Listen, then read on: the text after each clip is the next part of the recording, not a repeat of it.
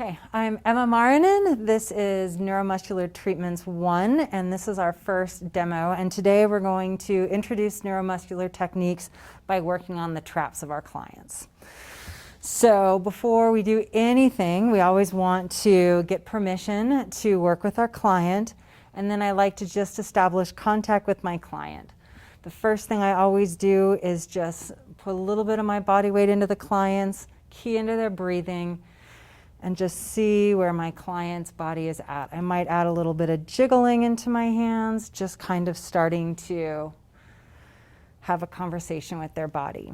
Then I personally like to cat paw my clients, just kind of walking up and down their back, just kind of getting a sense of what their tissue feels like, where things might be tight, where they might be particularly giving.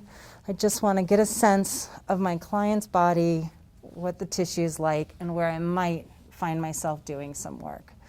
And I might go up and down their body a few times, just kind of getting a good sense of what's going on. On Cassandra, I feel a lot of limitations in her scapula over there compared to the other one. So since I'm going to be working on the traps, it already tells me I might want to be looking into that middle and lower trap sections. Walking down. And then I'm going to drape my client's upper back. And since today I'm only going to be working on her traps, I'm just going to expose this part of her body. First thing we want to do is just make sure we know, do a little anatomy review and check all our landmarks. So our upper traps, the first head of traps, originate on the occiput. So I'm just going to get some hands here, feel this nice bony ridge, get a good understanding for where that origin is.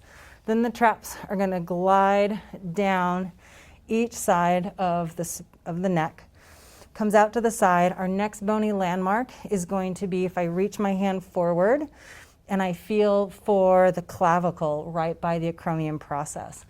The trap starts about 2/3 lateral on that clavicle. It's going to go around the acromion process. It's going to migrate onto the superior spine of the scapula. And those are my attachment points there. The rest of my attachment points for traps are going to follow the nuchal ligament down the cervical spine and then connect into that nuchal ligament as it goes down the entire thoracic spine. So all the way down, down, down, down to T12. You can be super specific and count all of those vertebrae. Otherwise, generally, it's right where you have the transition of curves from the kyphotic curve to lordotic curve is kind of where you're going to find that T12. So now that I know kind of the area that I'm going to be working in, the first thing I'm going to want to do is do some warm-up. So for me, I'm just going to kind of continue that cat pawing compressions onto all that area where the traps are. Kind of doing a little bit of lifting and pulling of the tissue, just some nice fascial gliding, getting some circulation into the tissues, seeing if I have any restrictions between the skin and the muscle tissue, making sure everything's nice, warm, and loose. I would probably do both sides, but today for our demo, we're just going to focus on one side. So a little bit more in there, maybe adding a little shaking, getting a good sense of this tissue. Then I'm going to turn this into more of a tissue lifting. What I'm trying to do in this next part is trying to isolate the traps from some of the underlying structures. So I find it easiest to work on the second head of traps, this upper middle trap section, and just kind of do a little bit of lifting and maybe a little bit of skin rolling through that area. I'm going to come into my client's cervical spine and I'm going to use a nice pincer grip and lift that tissue. And as I lift, I'm going to feel those upper traps, that first head of traps slide in between my hands. I'm just getting a nice sense of where everything is. As I grab the second head of trap, where my thumbs fall, it's a natural delineation between the second head of trap and the third head of trap. So I might just kind of do a little bit of tissue rolling, creating individualization of those muscles. And I come down more into that third head of trap. and following it up and along the spine of the scapula. And then I'm going to use my palm and I'm going to just kind of move that fourth headed trap, the lower trap, towards the midline of the body.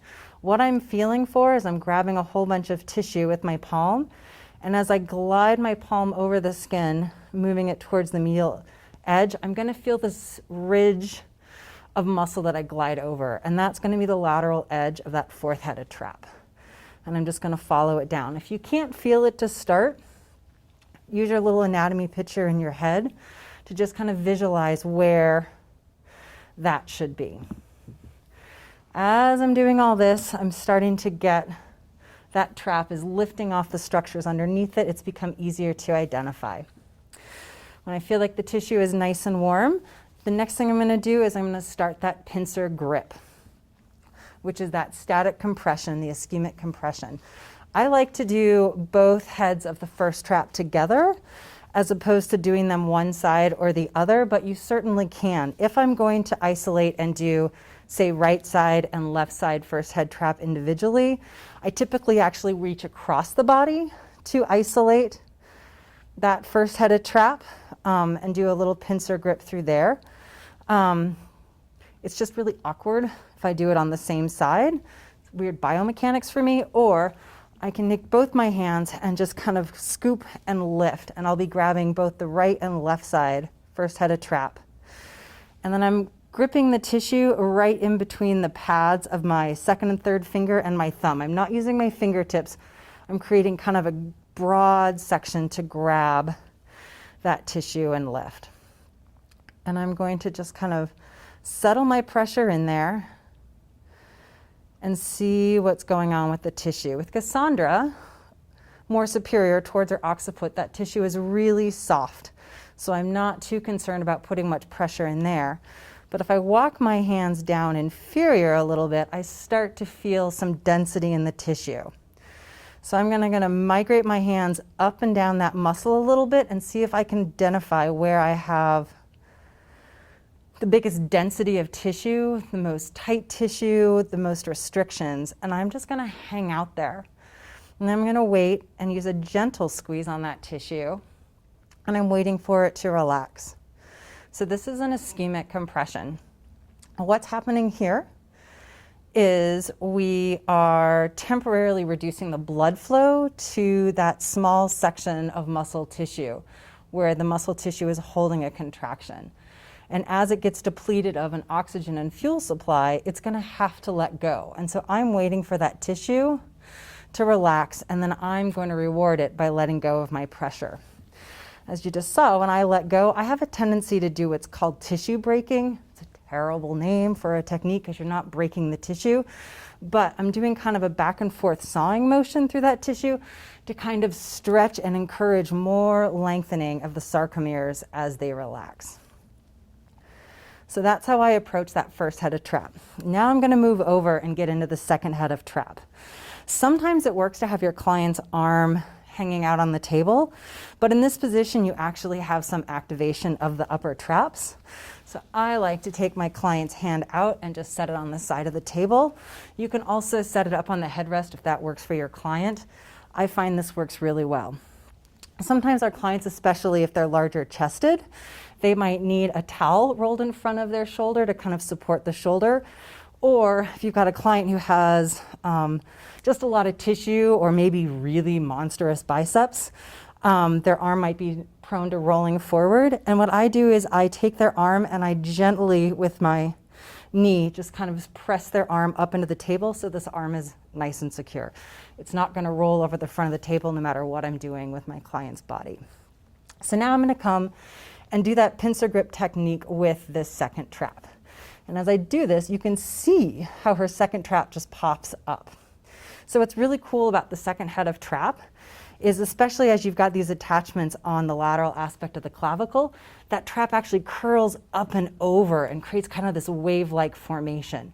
So one thing we're going to do is we're going to use that wave-like formation and unfurl it to get a little bit of stretch in there as well.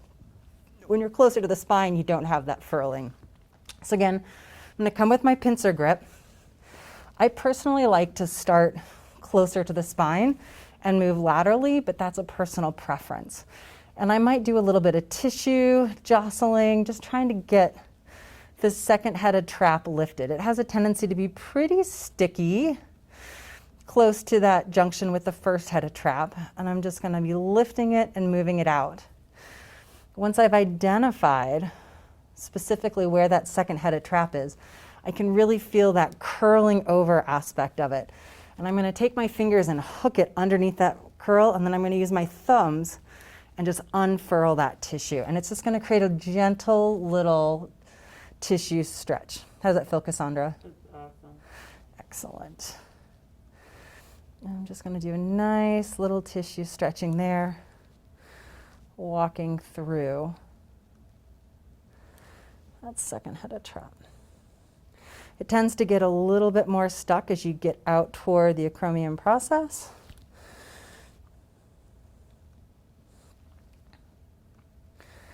And now, having done that, walked it back and forth a few times, I have a very distinct feel of this second headed trap. It's kind of like this roundness that you will just naturally have your hands fall into. So now that I've done that, when I was doing that furling, I felt some tightness in Cassandra's second headed trap, almost right in the middle of that muscle belly, and then out towards the lateral point. And just to review our neuromuscular trigger point referral patterns, these trigger points that tend to be in the second head of trap refers that headache that typically runs up the back of the neck and around the top of the ear and into the temples. So with this second head of trap, we reviewed that those referral pain patterns tend to be the headaches that run up the back of the neck, over the ear, and then into the temple. So oftentimes when you do find the densities in the second head of trap, it's going to stimulate that sensation in your client, which is not a bad thing. I generally will just ask my client, how does that feel? Is that referring the headache that you came in for this morning? And if they're like, yes, I'm like, okay, well, we're going to put a little compression into that tissue. It may temporarily make that sensation a little bit more intense, and then it should subside. Just let me know. So I'm going to come into this first spot, and again, I'm going back to that nice pincer grip and working my way into that density. How does that feel, Cassandra? That's great. It needs it. And I'm just hanging out and pausing. We have a tendency to get really busy and not hang out and wait and feel for what the tissue is telling you it's doing. Right now, Cassandra's tissue is just kind of hanging out, and right now it just finally started to soften to my touch. So as it softens, I'm kind of going to increase my pressure ever so slightly. I'm going to sink into that tissue a little bit more. I might migrate my pressure a little bit superior, inferior, just to get a better feel. And then as that tissue really softens, I'm going to gently move out of it. And again, I like that breaking technique.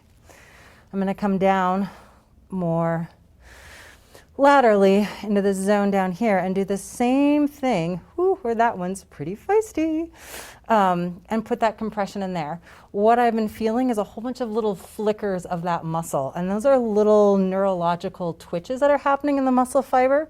For us as therapists, when we feel those, we go, yes, I've found something valuable that I can create a positive change in. So I'm just hanging out there. How's that one feel, Cassandra? That's good. Move out of that one. Even though it flickered a lot to begin with, it settled down pretty quickly.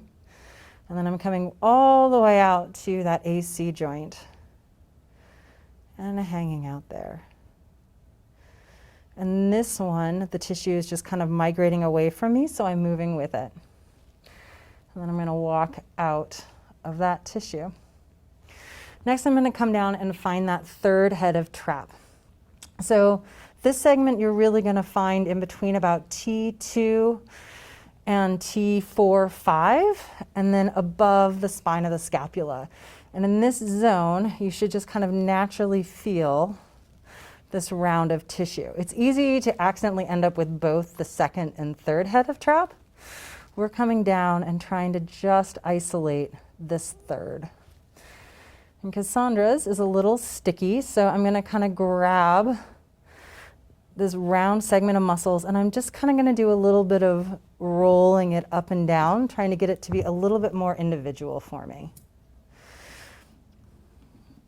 And my thumbs are right superior of that superior spine of the scapula.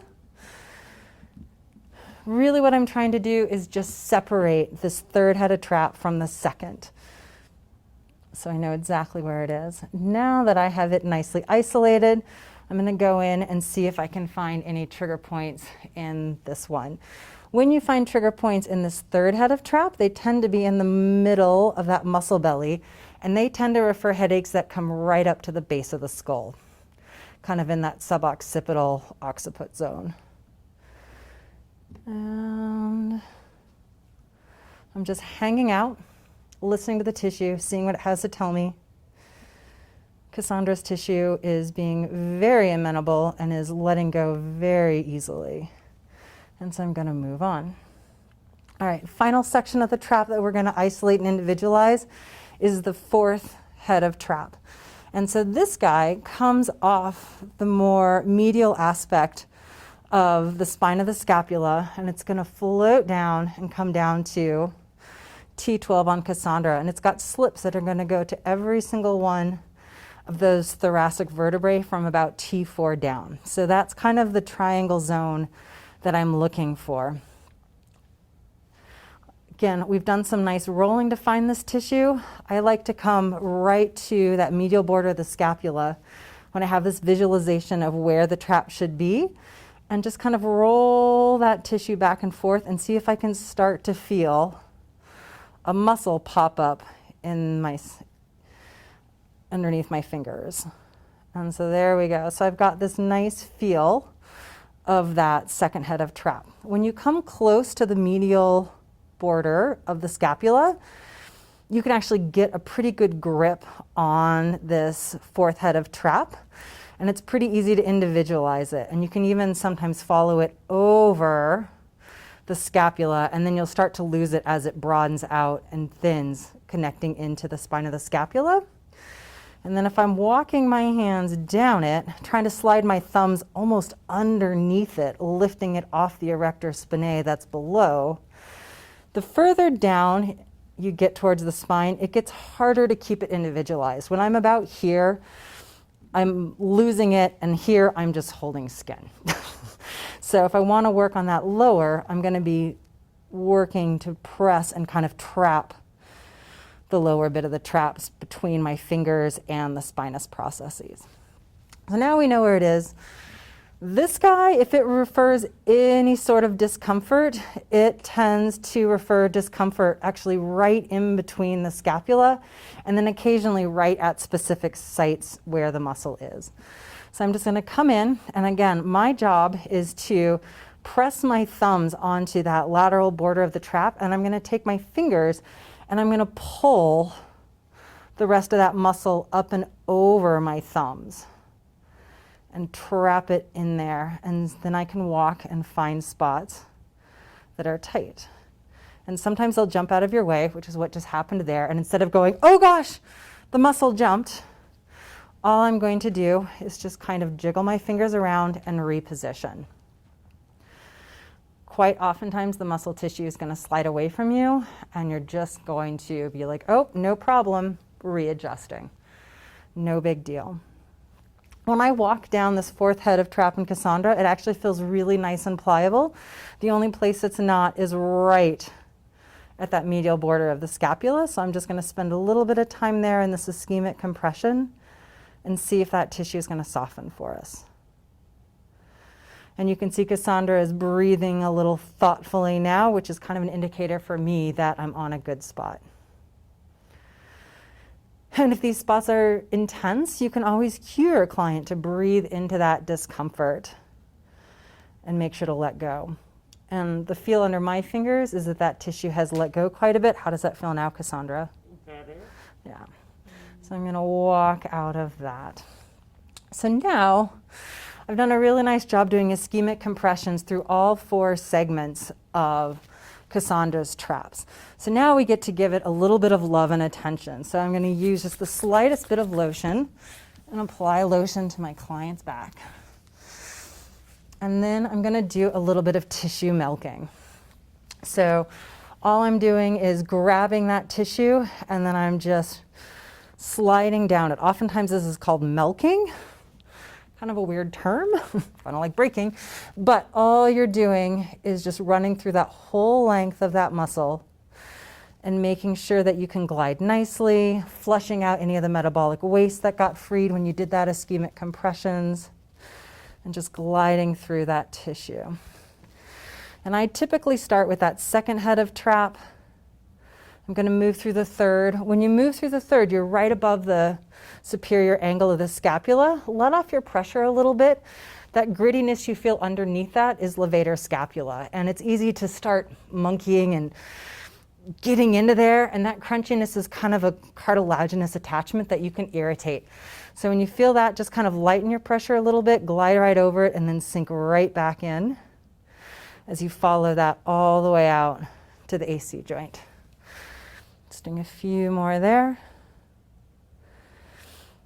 And then I like to run through the fourth trap with my forearm. So I'm going to scoop, if you want, you can even come into the lumbar spine, scoop down. Now my elbow is not on the spine, nor do I actually have weight on my olecranon process. My weight is really on the fleshy part of my forearm. So I'm scooping in, setting in. If you're not comfortable using your elbow yet, you can use your other hand as a guide to protect the spinous processes of your client and glide with that guide hand up. If you're comfortable, you can just go. And instead, you'll watch that I'm walking up the table with my client as I'm then hooking around the top of the traps and pulling out. I'm going to just reverse it to flush out that tissue on the way down.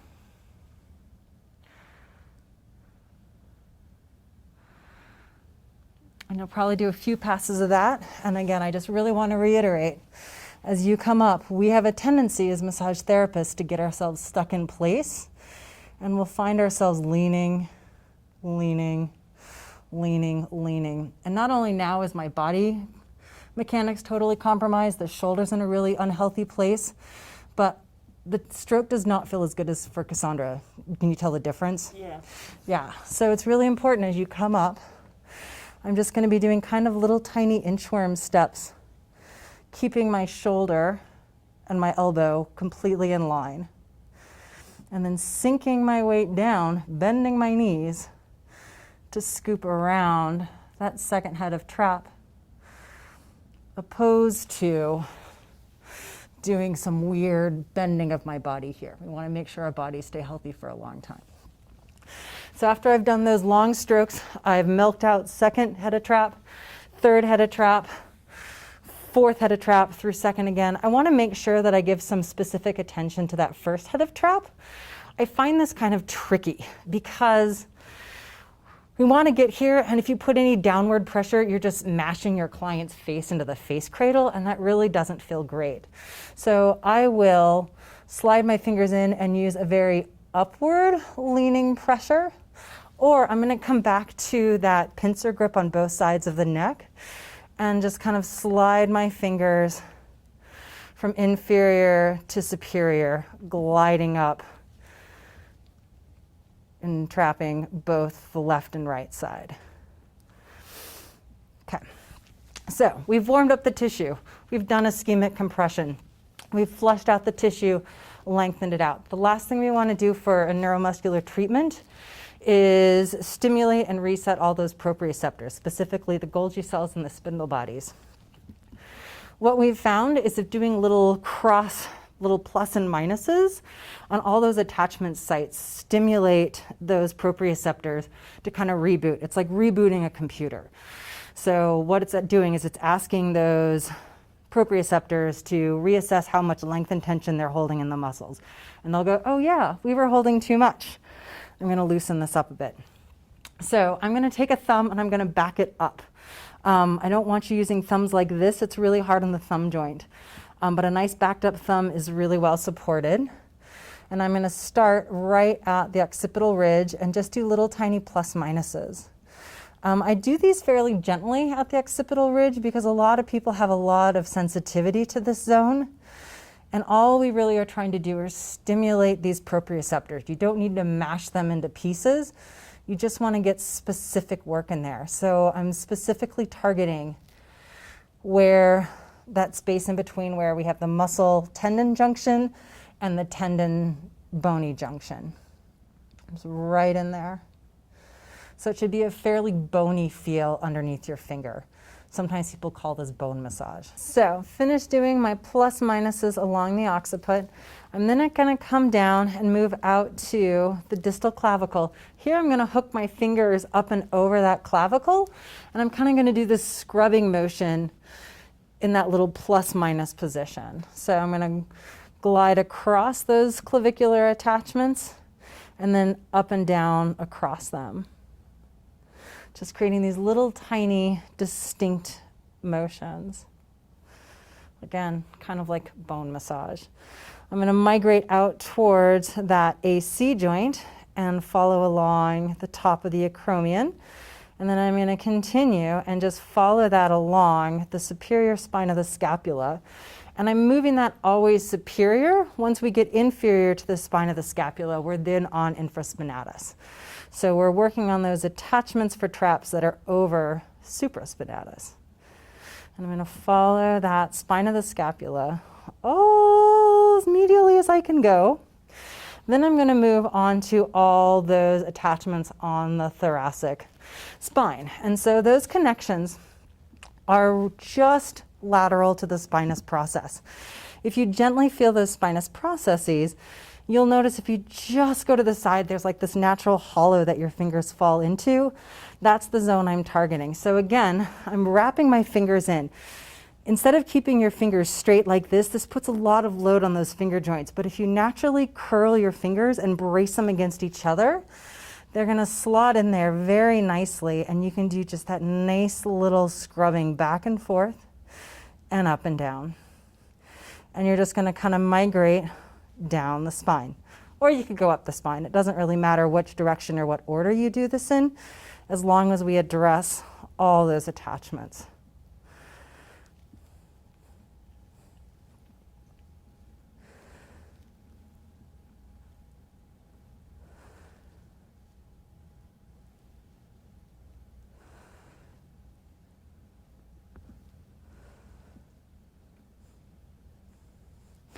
And it's okay if you're not entirely sure if you're at T12 or L1. You're not going to do any damage going a little bit lower. Just don't miss out on any tissue, so walk it down. Then I'm done with that. I'm just going to say goodbye to this tissue, or this is a perfect time to add in any of your other techniques that you would do for this client. So you could also, incorporate any sort of shiatsu treatment, some Thai massage work, whatever you wanted. It blends really naturally into this. And it's okay if you mix it into the steps. The big picture is that we want to warm the tissue up. We want to individualize the segments of the muscles. We want to go through the entire length of all of those muscles and identify any densities in that tissue and take the time doing an ischemic compression on them to let them relax. Then we want to flush out the muscle, return length to it, and then we're going to go and do little plus minuses on all the attachments. And anywhere in that order, you can add in other techniques. So that is our neuromuscular therapy treatment for the traps.